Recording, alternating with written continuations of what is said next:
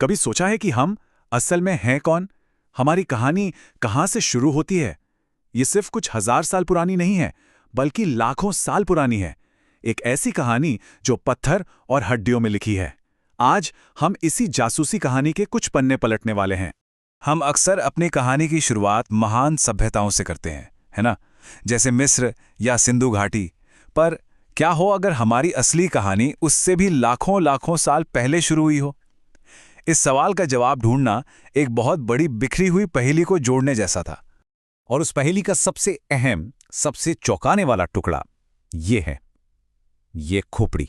इसने सिर्फ विज्ञान और विश्वास के बीच एक बहस ही नहीं छेड़ी, बल्कि इसने हमें ये सोचने पर मजबूर कर दिया कि आखिर इंसान होने का मतलब क्या है। इसने हमारे बारे में हमारी पूरी समझ को जड़ से हिलाकर रख दिया। तो चलिए कहानी की शुरुआत में चलते हैं। देखते हैं कि कैसे जर्मनी की एक खदान में हुई एक आम सी लगने वाली खोज ने एक ऐसी वैज्ञानिक क्रांति को जन्म दिया जिसने हमेशा के लिए हमारा खुद को देखने का नजरिया ही बदल दिया। ये कहानी एक बहुत ही मामूली दिन से शुरू होती है। अगस्त 1856, जर्मनी की निएंडर घाटी। कुछ मजदूर चूना पत्थर की खदान खोद रहे थे और तभी उन्हें ये अजीब सी दिखने वाली हड्डियां मिली। उन्हें क्या पता था कि उनके हाथ वो सबूत लग गया है जो इंसानियत की पूरी कहानी बदलने वाला था। वो हड्डियां एक लोकल स्कूल टीचर कार्ल फुलरॉट के पास पहुंची और उन्होंने जो देखा उसने उन्हें चौंका दिया। ये किसी आज के इंसान की खोपड़ी नहीं थी, ये कुछ और थी, बहुत पुरानी।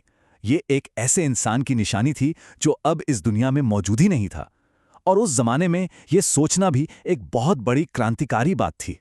लेकिन इतनी बड़ी खोज को, जैसा कि अक्सर होता है, हाथों हाथ स्वीकार नहीं किया गया। असल में उस दौर के वैज्ञानिक समुदाय ने तो इसका मजाक उड़ाया और इसे सिरे से नकार दिया। उस दौर के बड़े बड़े विद्वानों ने इसे किसी बीमार या दिमागी तौर पर कमजोर इंसान की खोपड़ी बताकर खारिज कर दिया। पर क्यों? क्योंकि उनकी दुनिया की समझ धार्मिक मान्यताओं पर टिकी थी। उनके मुताबिक इंसानों को तो कुछ हजार साल पहले ही उनके आज के रूप में बनाया गया था। किसी प्राचीन, विलुप्त हो चुके इंसानी रूप का ख्याल उनके लिए नामुमकिन था। सीधी सी बात थी, सबूत उनकी कहानी में फिट नहीं हो रहे थे। और जब ऐसा होता है तो कहानी बदलने से ज्यादा आसान लगता है सबूत को ही नकार देना। और कुछ वक्त के लिए ठीक यही हुआ। पर सवाल यह था कि विज्ञान आखिर सच्चाई को कब तक नजरअंदाज कर सकता था?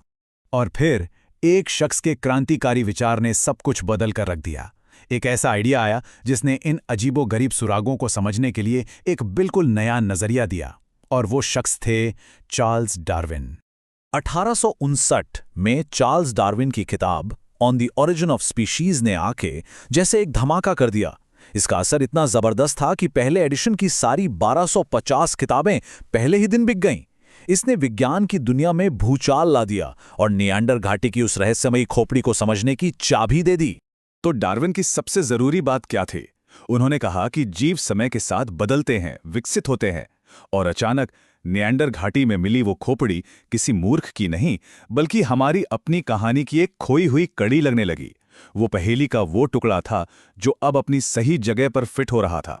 तो ठीक है, अगर इंसान विकसित हुए तो ये सफर कितना लंबा था। डार्विन के सिद्धांत को एक नक्शे की तरह इस्तेमाल करके वैज्ञानिकों ने इंसानी विकास की टाइमलाइन को जोड़ना शुरू किया, टुकड़ा दर टुकड़ा। सारे सबूत हमें एक ही जगह ले गए, अफ्रीका, यानी इंसानियत का पालना। ये सफर शुरू हुआ करीब 3.6 करोड़ साल पहले, जब पहले प्राइमेट्स आए। फिर 2.4 करोड़ साल पहले होमिनॉइड्स यानी वानरों की शाखा निकली। और फिर लगभग 56 लाख साल पहले इतिहास ने एक बहुत बड़ी करवट ली, जब पहले होमिनिड्स जमीन पर उतरे, हमारे वो पहले पूर्वज जो 2 पैरों पर सीधा चलना सीख रहे थे। अब जरा इस पर गौर कीजिए। यहां लाखों सालों का विकास साफ साफ दिखाई देता है। सबसे ऊपर एक वानर की खोपड़ी से शुरू करके नीचे आज के इंसान तक देखिए। ध्यान देने वाली बात यह है कि कैसे खोपड़ी का ऊपरी हिस्सा यानी दिमाग वाला हिस्सा धीरे धीरे बड़ा और गोल होता गया, और वहीं निचला हिस्सा यानी जबड़ा छोटा और हल्का होता गया। यही वो बदलाव हैं जो हमें बताते हैं कि हम आज के इंसान कैसे बने। देखिए, शुरुआती इंसानों को मोटे तौर पर 2 ग्रुप्स में बांटा जाता है। ऑस्ट्रेलोपिथेकस, जिसका मतलब है दक्षिणी वानर, और होमो यानी हमारा अपना वंश। फर्क साफ है, होमो का दिमाग बड़ा था और जबड़े और दांत छोटे थे। और ये बदलाव बहुत जरूरी थे। बड़ा दिमाग मतलब बेहतर औजार बनाने की क्षमता, और छोटे जबड़े मतलब एक ज्यादा डाइवर्स खाना। यही वो खासियतें थी जिन्होंने हमें इस ग्रह पर कामयाब बनाया। अच्छा, थ्योरी तो ठीक है, पर उसे साबित करने के लिए सबूत चाहिए। किसी को तो धूल और पत्थर की परतों के नीचे दबे सच को खोजना था। और यही कहानी में एंट्री होती है हमारे जासूसों की, मैरी और लुइस ली की। वो फॉसिल हंटर्स जो हमारे अतीत की हमारी समझ को हमेशा के लिए बदलने वाले थे। ये है पूर्वी अफ्रीका की ओल्ड वाइट गॉर्ज। मैरी और लुइस लीकी ने अपनी जिंदगी के 40 से ज्यादा साल यहीं बिता दिए, हमारे पुरखों के निशान ढूंढते हुए। सोचिए, 40 साल। ये एक ऐसा काम था जिसमें धीरज की कड़ी परीक्षा होती थी, पर वो अपने जुनून पर टिके रहे। और फिर आया वो दिन, 17 जुलाई 1959। लुइस की तबीयत खराब थी और वो कैंप में थे। मैरी अकेले ही खुदाई वाली जगह पर गईं। कुछ देर बाद वो कैंप की तरफ तेजी से गाड़ी दौड़ाती हुई लौटी और बस एक ही बात चिल्ला रही थीं। आखिर उन्हें ऐसा क्या मिल गया था जो वो इतनी उत्साहित थीं? उन्हें वो मिल गया था, दशकों की कड़ी मेहनत का फल। ये एक ऑस्ट्रेलोपिथेकस की खोपड़ी थी, हमारे फैमिली ट्री की एक बेहद जरूरी कड़ी। ये डार्विन की थियरी का वो जीता जागता सबूत था जो अफ्रीका की मिट्टी में दफन था। सचमुच ये वो पल था जिसने सब कुछ बदल दिया। और हाँ, ये काम सिर्फ किस्मत का खेल नहीं है, इसमें कमाल का हुनर और सब्र चाहिए। आर्कियोलॉजिस्ट को ग्रिड की मदद से हर टुकड़े की सटीक जगह को मैप करना होता है।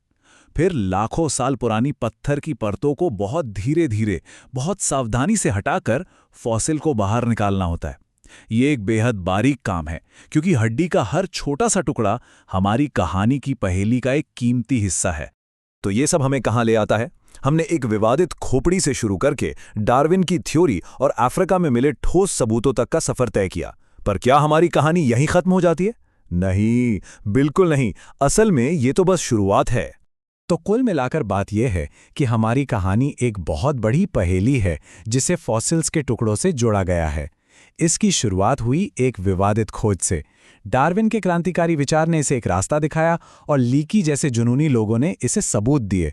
और सबसे मजेदार बात, ये एक ऐसी कहानी है जो आज भी लिखी जा रही है, हर नई खोज के साथ। हर नई खोज हमारी कहानी में एक नया पन्ना जोड़ देती है। तो सवाल ये है कि जमीन के नीचे अभी और कितने राज दबे हैं जो हमें ये बताने का इंतजार कर रहे हैं कि हम असल में कौन हैं। अपने अतीत की ये खोज अभी खत्म नहीं हुई है, और क्या पता आगे मिलने वाले जवाब हमारे भविष्य को देखने का नजरिया हमेशा के लिए बदल दें।